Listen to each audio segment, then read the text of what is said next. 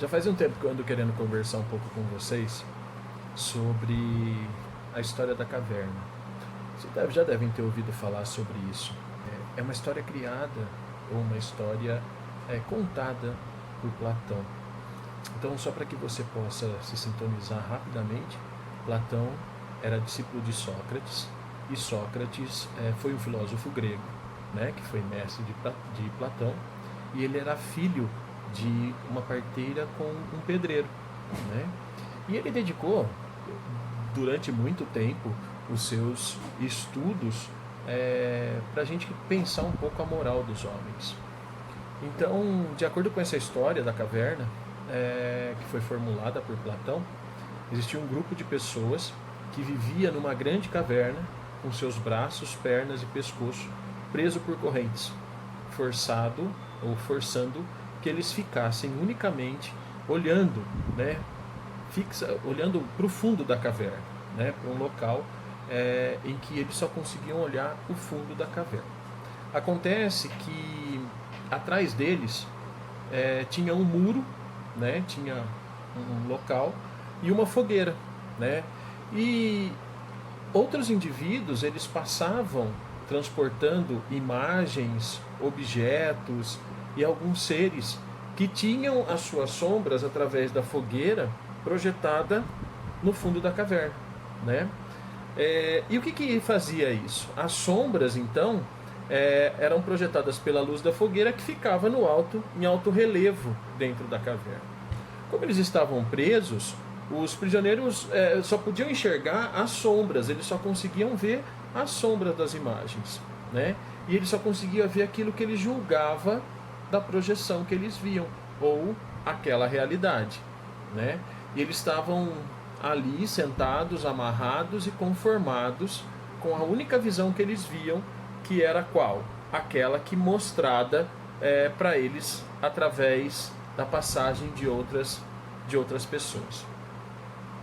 Mas certa vez um deles, uma pessoa presa, né, nessa caverna, ele conseguiu receber ajuda de uma outra pessoa e ele acabou se libertando da corrente.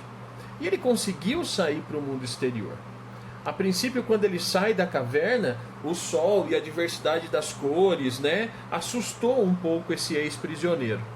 E ele fez a menção de voltar para dentro da caverna. Ele quis voltar para dentro da caverna.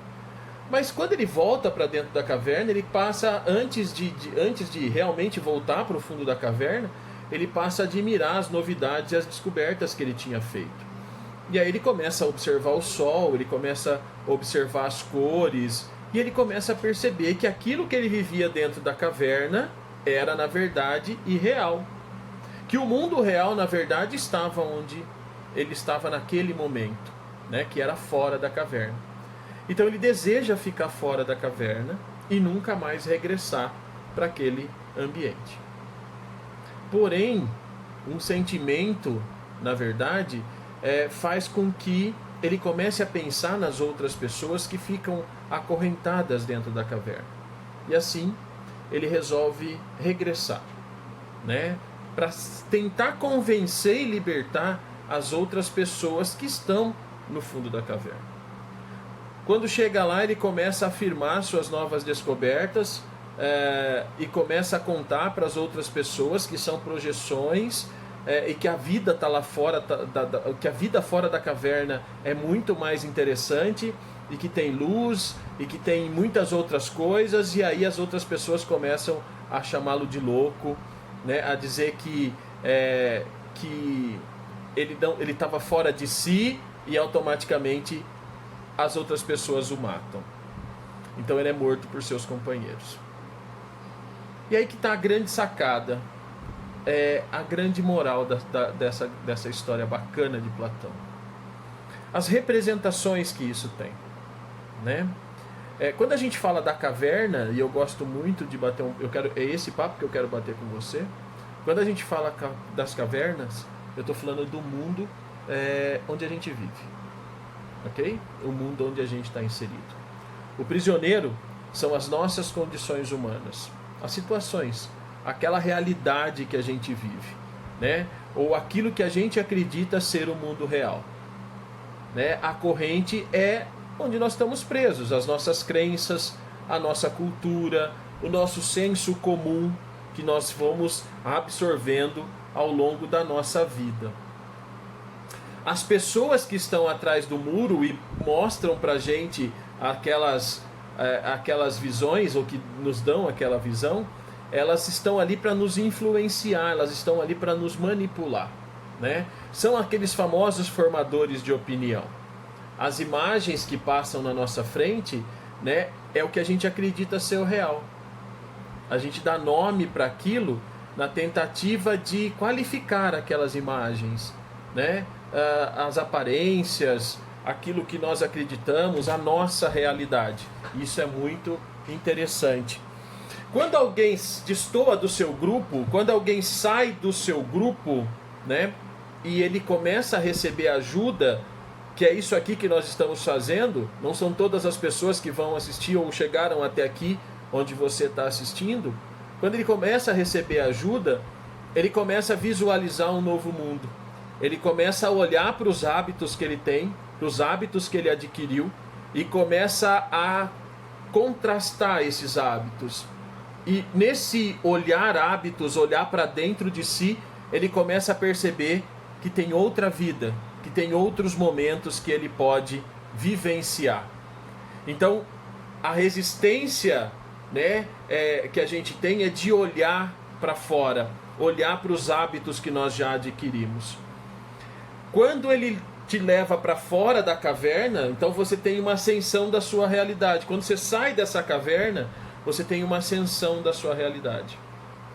E aí você começa a contemplar o sol, que é o que? Contemplar o conhecimento. Você começa a contemplar o verdadeiro conhecimento. Aquilo que tem de mais importante, aquilo que é de mais interessante.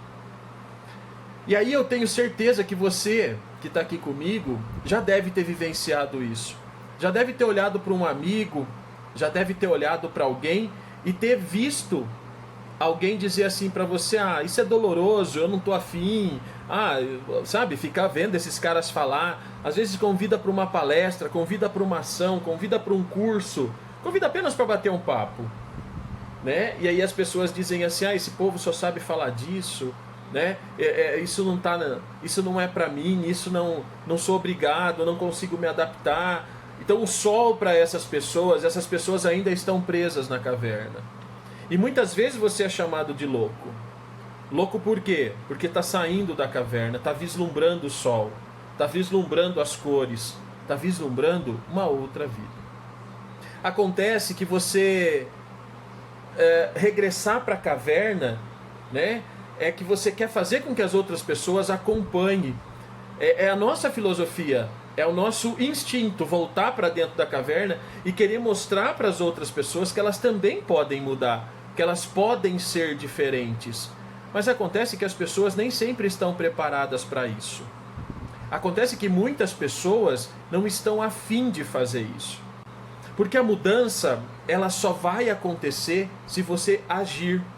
As pessoas vão zombar de você, né? Mas você não pode dar ouvido.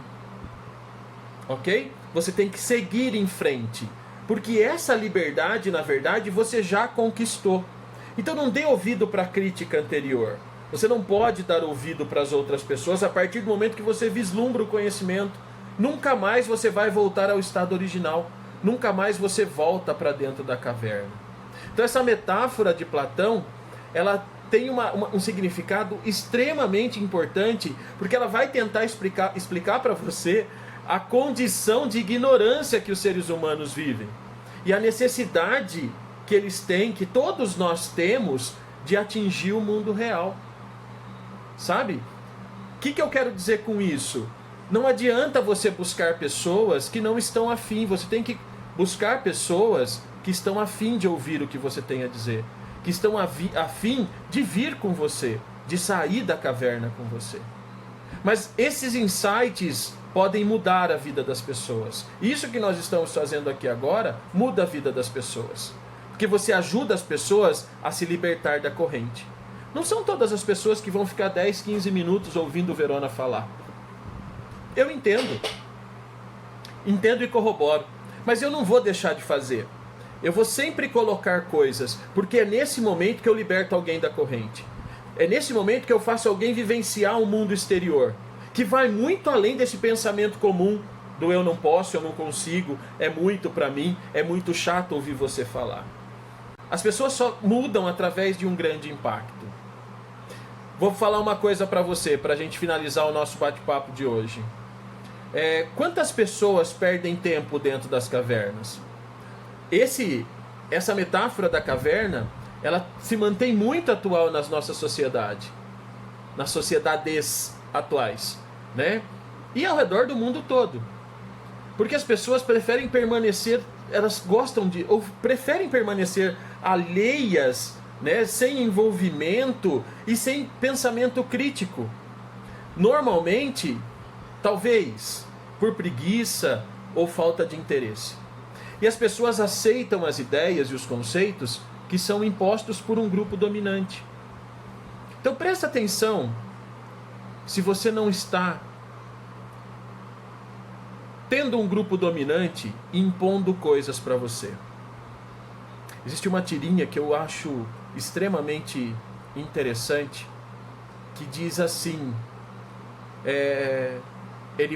a transformação do homem, ela acontece lá quando a gente pensa no homem da caverna, né? Aquela pessoa que tinha o seu tacape, que fazia o seu próprio utensílio para caça, e aí ele passa por um processo de evolução, aí ele passa por um processo de observação, e chega nos dias atuais, com telefone celular, com televisão, e N outras formas, né, de conhecer o mundo atual. E aí quando você olha para a maioria das pessoas, elas estão igual ao cara da caverna. Parada onde? Você deve estar se perguntando, como assim, Verona? Como é que eu estou igual ao cara da caverna? Veja se você não está muito ligado às suas mídias sociais. Veja se você não está sendo influenciado por um nicho de pessoas, né? Que faz com que você fique na frente da TV assistindo suas séries, que fica na frente do seu celular apenas nas redes sociais. Observa se você não está sendo influenciado por essas pessoas. Porque se você estiver sendo influenciado pela TV, você está igual o cara das cavernas, apenas olhando aquela imagem, apenas olhando para o fundo da caverna.